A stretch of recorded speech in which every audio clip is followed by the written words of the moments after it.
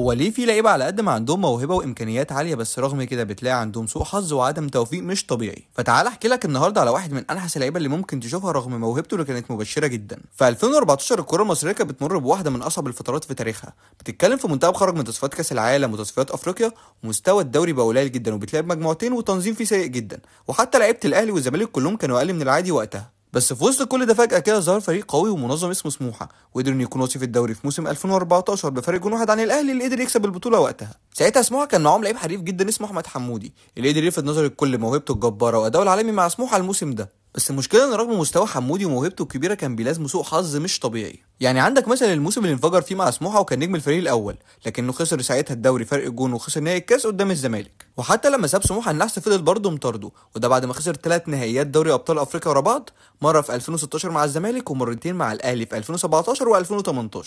وبرضه لما راح بيراميدز كان نحس عليهم وخسر نهائي الكونفدراليه معاهم في 2020 عشان يبقى اكتر لعيب مصري في التاريخ يخسر نهائيات في افريقيا. فمسيره حمودي هي اكبر دليل ان التوفيق في الكوره هو اهم حاجه محتاجها اللعيب عشان ينجح حتى لو كان موهوب.